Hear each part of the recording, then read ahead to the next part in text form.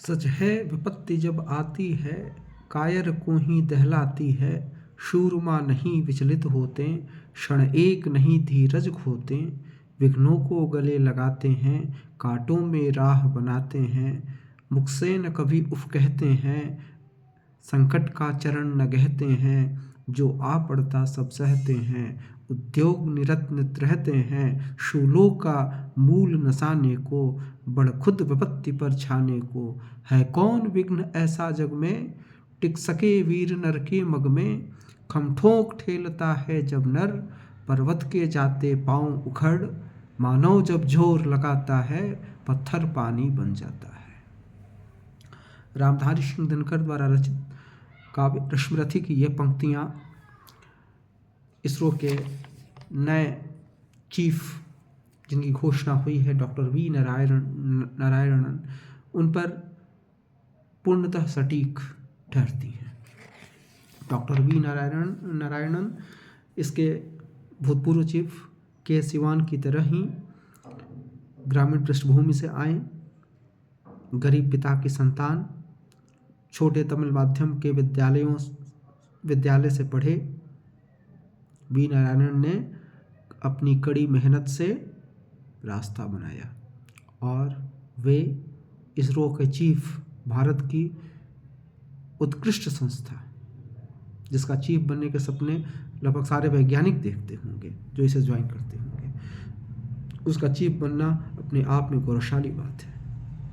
और ग्रामीण पृष्ठभूमि से आए, मैं पुनः दोहरा रहा हूँ, गरीब पिता की संतान और छोटे से तमिल माध्यम के स्कूल से पढ़े नारायणन इस पद पर पहुँचे हैं।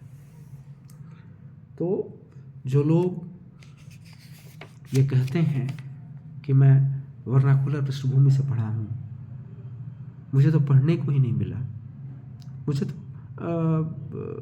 मेरी आर्थिक पृष्ठभूमि बहुत ख़राब थी, वे दरअसल अपने निराश मन को, अपनी निराशा को एक ढाल दे रहे होते हैं, अपनी असमर्थता को, अपनी कायरता को एक ढाल दे रहे होते हैं। तो आज की चर्चा डॉक्टर वी नारायणन के बारे में है। वर्तमान चीफ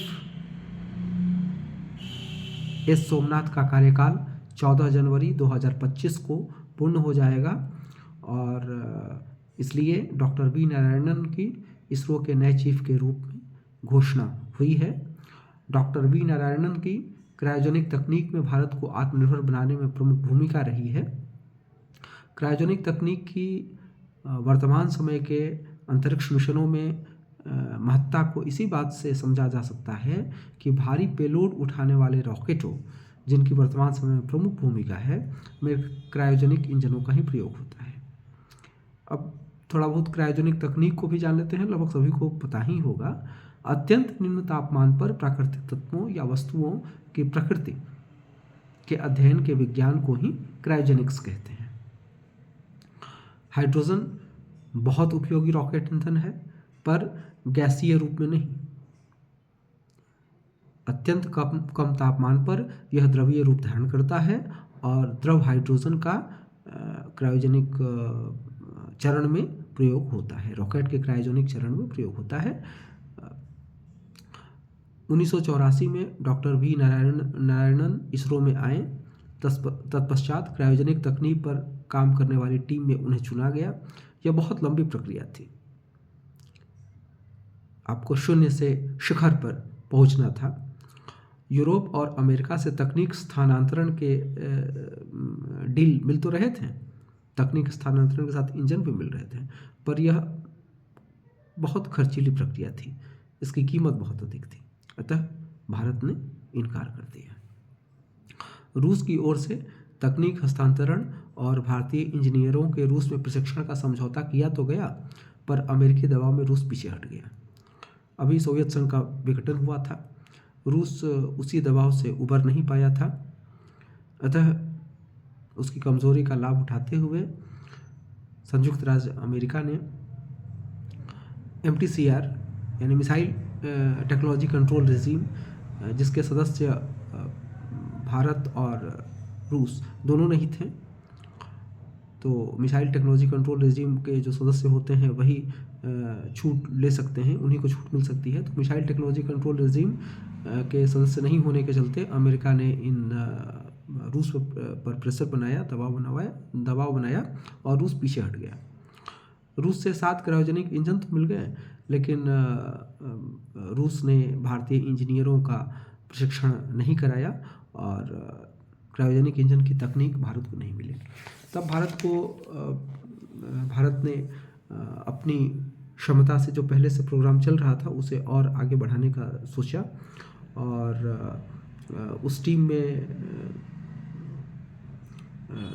डॉक्टर वी नारायणन भी थे। बाद में वे क्रायोजेनिक इंजन के हेड भी बने। क्रायोजेनिक इंजन बनाने वाली टीम के क्रायोजेनिक तकनीक पर काम करने वाले इसरो की टीम के हेड भी बने और उन्हीं के जब वे निदेशक थे क्रायोजेनिक इंजन बनाने वाली टीम में, तो CE-20 क्रायोजेनिक इंजन उनकी टीम ने बनाया और यह LVM-3 रॉकेट, जिसे पहले GSLV Mark 3 कहा जाता था और जिसका प्रयोग चंद्रयान 2 और चंद्रयान 3 मिशन में प्रयुक्त हुआ है, उसमें उस CE-20 क्रायोजेनिक इंजन को उनकी टीम ने ही बनाया है। उनके प्रयास, नारायणन और उनकी टीम के प्रयास का नतीजा था कि भारत ने सफलतापूर्वक क्रायोजेनिक इंजन बना लिया। 2015 में क्रायोजेनिक इंजन वास्तविकता बना और उसका सफल परीक्षण भी हुआ। नारायणन ने पहले तो